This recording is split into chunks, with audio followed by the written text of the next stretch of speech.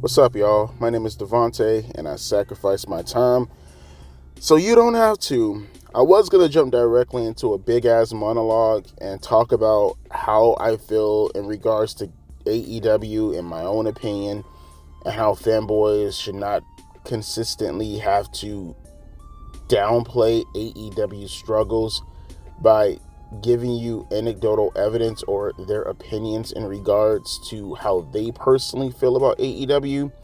But rather than do that, I'm going to save that for the end of the video. Instead, I want to kick this off so I can at least show you the seriousness as to where AEW stands at the moment. And then we can have a little bit of a coming to Jesus moment if we can, right? Okay, so first and foremost, let's just kick it off with a couple of articles. I have so many links down in the description box, and some that I think you guys can probably find favorable as a source material if you ever get into an argument with a typical AEW fanboy or someone who wants to play the tribalist game and side with AEW. And again, this isn't even so much to tell you guys or me contributing to this tribalist war between WWE and AEW fans, because I hold no dog in this fight, but I feel at the very least, considering one company is doing drastically worse than the other company, if you guys truly do love AEW, which I do, by the way, contrary to belief, I want you to but have this ready as a source in regards to combating AEW fanboys who hate WWE more than they love AEW. But with that being said, let's jump into the article and we'll just go throughout all this. This is a breakdown of WWE's rise and AEW's fall in television viewership for 2023. WWE saw a huge 2023, excuse me about that, I apologize. WWE saw a huge 2023, complete with a merger and booming business. Ticket sales are amazing, and they are looking forward to a massive 2024 with new television deals and so much more. AEW didn't fare as well. And if I can just stop right there for 2 seconds, it's not just all that. A lot of the superstars are starting to come back little by little. I'm not talking about superstars as in people who are coming from AEW, for an example, but you got to take into context a Randy Orton, a Roman Reigns, a Cody Rhodes, a CM Punk, a Seth Rollins, even guys who are rising, like a Gunther, for an example. There are a lot of superstars who are starting to grow throughout WWE, and it's only going to get much, much better for WWE in 2024 and much, much worse for AEW. I just mean that from a talent side. They didn't mention that. I just wanted to mention that. But continuing on, AEW started 2022 with momentum, but it seems that things didn't build from there. Television viewership fell in a big way, and we have the numbers to prove it. WrestleNomics has posted a breakdown of viewership patterns for 2023 from their year-to-year number. Those numbers compare WWE and AEW programming against how they were doing a year ago. NXT actually did amazing in 2023. They rose 5% in the first quarter, and this is between, obviously, 2022 and 2023, 23% in the second quarter, 40% in the third quarter, and 48% in the fourth quarter. So NXT, Shawn Michaels, he's been killing it as a promoter, I guess, because he's the one that's running NXT for the most part. Obviously, you got people who want to send talent to NXT, but they've only done that a handful of times, right? The majority of all this comes down to Shawn Michaels, which, by the way, if you really want to get thorough with it, technically speaking, just based off of improvement, Shawn Michaels should get Booker of the Year, but obviously Meltzer won't do that. But clearly, if you really want to get legitimate with it, I can't keep up with NXT because of my job, but seeing how people are talking about it and seeing what Shawn Michaels is doing, technically speaking, Shawn is Booker of the Year, but of course they won't do that. WWE Raw and SmackDown also saw a rise in viewership with every quarter. AEW did not see any rise at all in 2023. Look at that. Dynamite saw a negative 23% in the first quarter, 14% in the second. Mind you, this is going from 2022 to 2023. They've dropped 14% in the second quarter, 10% in the third quarter, and then another 10% in the fourth quarter. Rampage viewership also saw a big fall with negative 40%. Literally half your audience stopped watching Rampage. From 2022 to 2023, Rampage literally dropped half their audience, and they were already dropping as is in 2021. You got that 1.1 million with CM Punk debuting, and then they immediately dropped half to 550,000, and then they dropped half of that from a median standpoint, damn near. In 2023, AEW Collision was not listed on the chart, but this showed how they fell year to year. So Collision wasn't around to compare to those years. Although I do have that in the description box for the link. We're going to talk about that too in a little bit. We will have to see if AEW can improve things and yada, yada, yada. So if you want to read the rest of that, go for it. I just really want to touch on that. But I want to go a little bit deeper because that's just what they're presenting. That's the actual arc, the main idea of the entire video. So I got this also from Fightful. They've been detailing all of AEW's Dynamite, Collision, and Rampage numbers, starting from each brand's inception. Dynamite, obviously, 2019, Rampage 2019, or Rampage 2021, and Collision 2023. And they've been following up on all their numbers since their debut. I just want you guys to, and we're going to follow along with this. I want you guys to hear a breakdown between January of 2023 to December of 2023 for Dynamite. I won't touch on Rampage, but if you want to look at the numbers for Rampage also, I got that link down in the description box below also. All this is provided by Fightful, so great job to those guys. I got it down for Rampage also if you want to look at it, just for shits and giggles. But I do want to talk about Rampage, and I do want to talk about Collision. So just to kick this off, I want you guys to look at this. Look at the first 3 weeks, because people will tell you that, WWE's been around for 50 years, 70 years. What chance does AEW have? The very first night of AEW, there were 1.4 million views. That's literally almost on par with what Raw usually does every week for the most part. Maybe a little bit less than, but for the most part, that's Raw numbers. No. The excitement was there. You had it, and you dropped it. There's no, you have to wait for the... No. WCW Nitro wasn't around for that long either, and they immediately competed with Raw. There's no excuse. They had 1.4 million viewers, and then they dropped off 400,000 viewers to get 1 million viewers, and then they stayed consistent for the most part the following week with 1 million viewers. This is all in the first 3 weeks of Dynamite, but leave it up to the AEW fanboys. They bring up WWE. Been around for 50? No, they had it, and they lost it. They were on par with Raw, and they lost it. No excuses. But continuing on, though, look at all these numbers throughout 2020. And mind you, this is them competing with NXT. And then you get into 2021. As you're going into 2021, look at that. Look at the amount of million viewers they got throughout 2021. Look at that. In particular, look at the July 14th episode and just scroll down till you get around October. Literally just straight million views. Straight million views. One got a 1.3 million views. These are damn near Raw numbers for literally the entire the middle of summer to the almost ending portion of fall, or the middle of fall. The middle of summer to the middle of fall. Just straight numbers that are almost comparable to Raw. There's no excuse. As you scroll down going into 2022, it gets even better. Look at this. This is 2022. Look at this.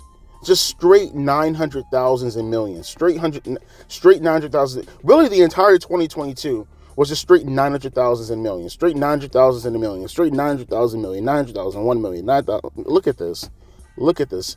Rarely, until you get to around November, rarely do you see any 800,000s. Rarely. And then look what happens when you get into 2023. Look at this. Look at the decline, bro. Look at the decline. This is so sad, bro. You barely see any 800,000s in 2022. And you get into 2023 and look at these numbers. This is pathetic. This is sad. Look at the last number. The last for December 20th. 782,000. Now they're starting to dip into the 700,000s. Look at this, bro. As a matter of fact, going throughout all this, you guys seen how many millions they were doing in 2021 and 2022? How many they were doing? You look at 2023, they only hit a million twice. Twice. You can say as much as you want. Oh, well, DVR this or cable television this or Twitter that. Then why did that not apply to the following years? Even if you want to talk about, oh, well, look at the numbers and the overrun numbers and all this, it's still a precipitous, am I saying it right? Precipitous, I think I'm saying it right. I'm probably saying it wrong. Decline in the ratings. Look at me trying to use big boy words. That's what happens when you try to use big boy words, Devontae. Look at that, though. You can't make that up. Look at their winter is coming. I am actually curious. What was winter is coming in December? I'm curious. December of 2020. Oh, I guess would it be 2020 or would it be 2019? I thought they had a winter is coming in December of 2020, but I guess maybe it'll be in maybe it'll be in 2021. Okay. Winter is coming in 948,000 in 2021 in December. They did 950,000 in December 14th for 2022. And they did 845,000. I swear I thought they did a winter is coming in December also in 2020. Because that's when Sting debuted, right? Regardless, though, you get the point. Or maybe they did it in 2019. Was it in 2019? Nah, I don't see it either.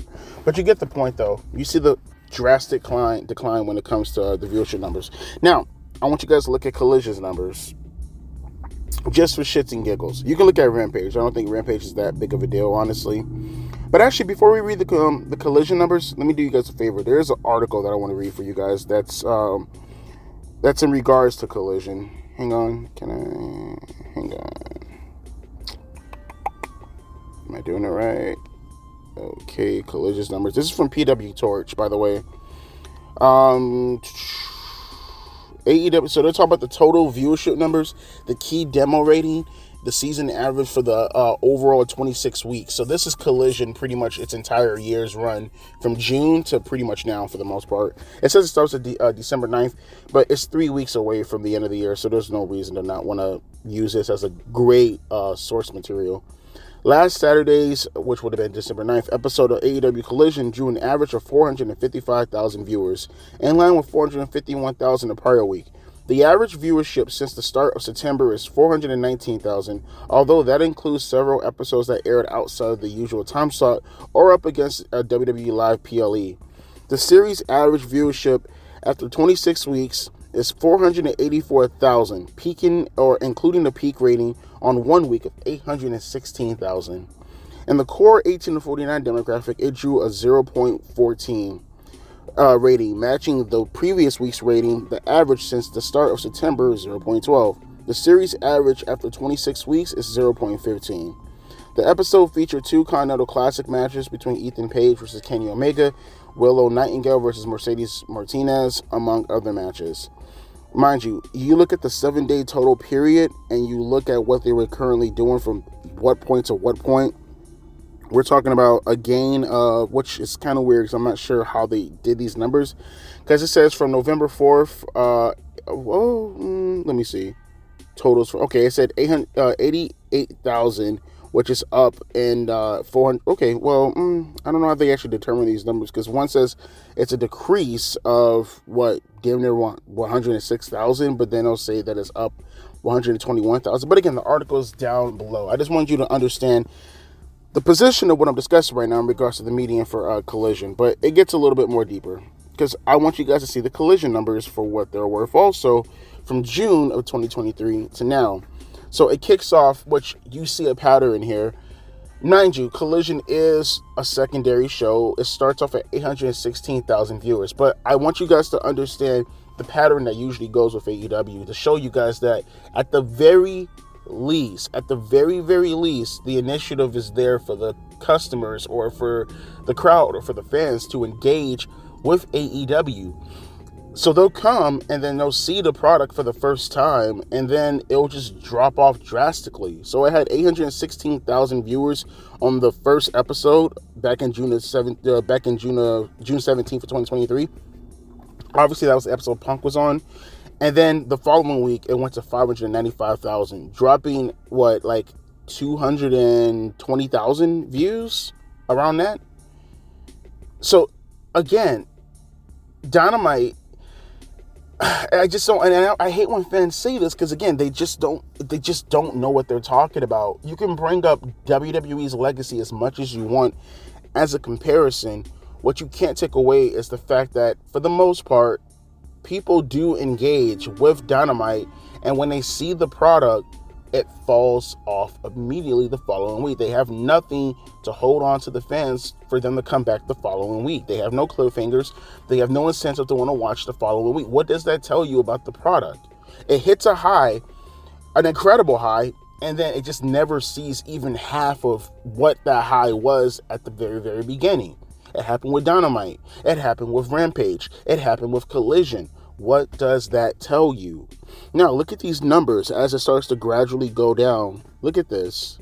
Look at this. Some of this, I will say, taking the context, they did go head-to-head with, say, a WWE pay-per-view, or some of the shows, for the most part, were kind of undercut from their time slot. Actually, I think the article I just read mentioned that.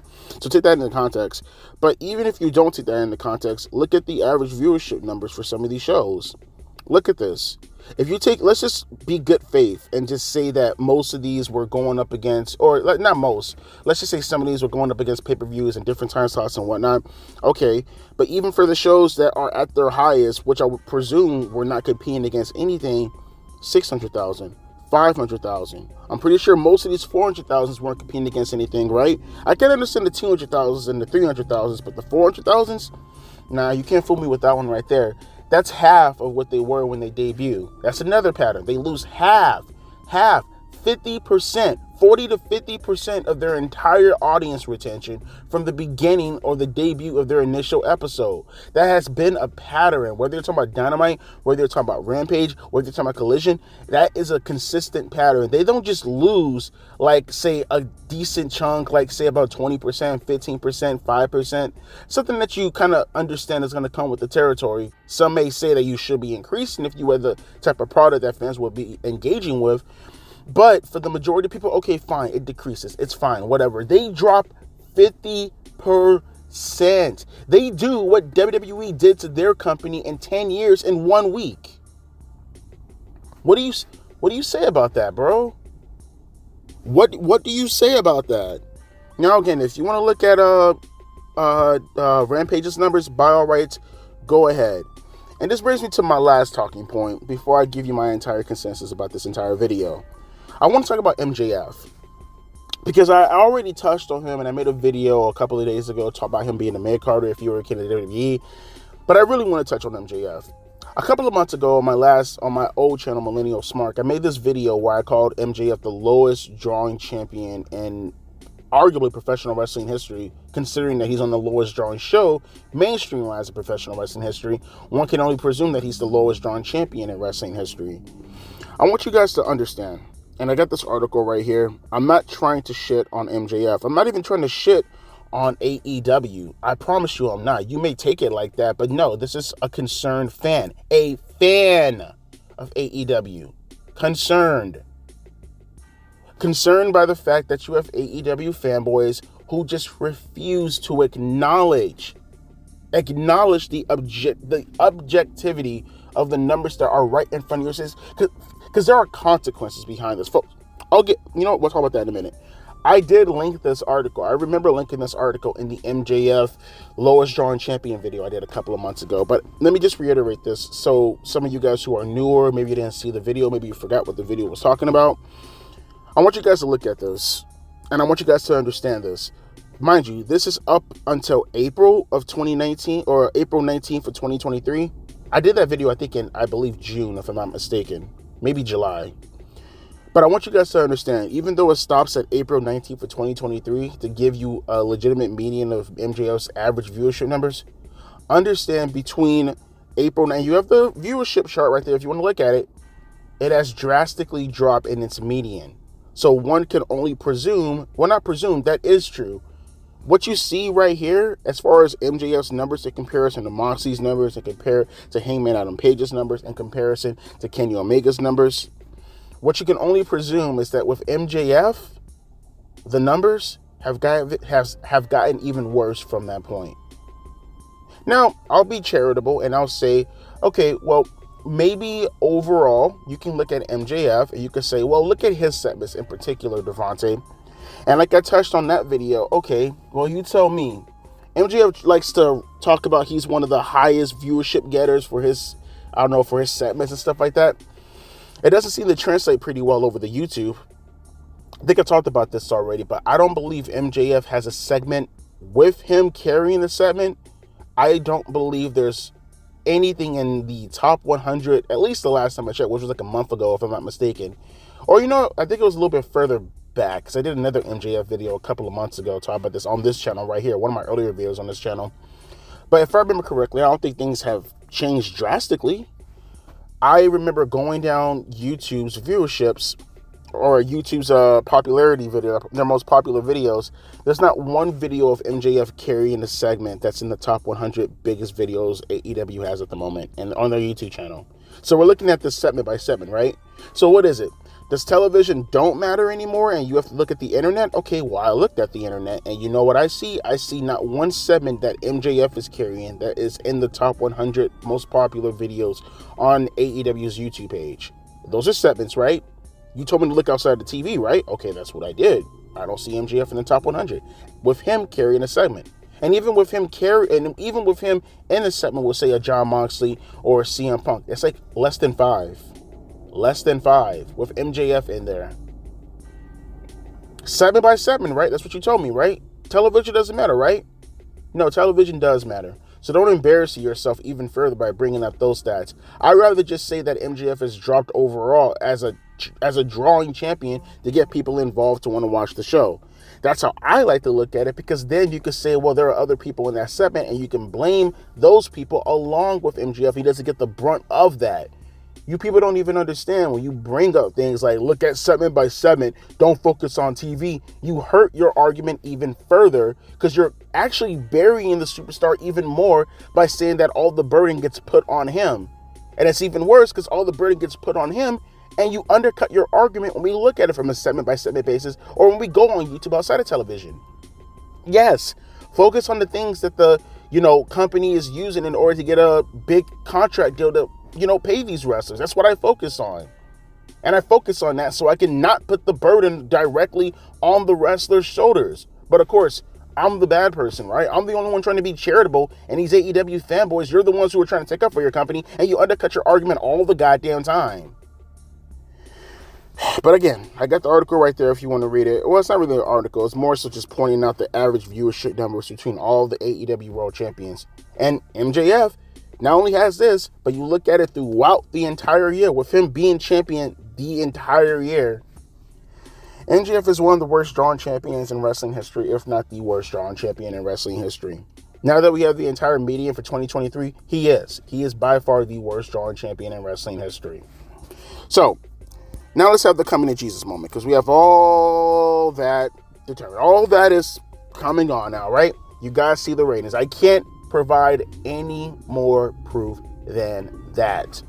Yes, we can say it by definition. You can argue the semantics. You can bring up whatever euphemisms you want to bring up at the moment. AEW, by definition, is dying. No one is saying they're going to die. No one is saying they're going out of business, but they are dying. Why? Because their business is declining.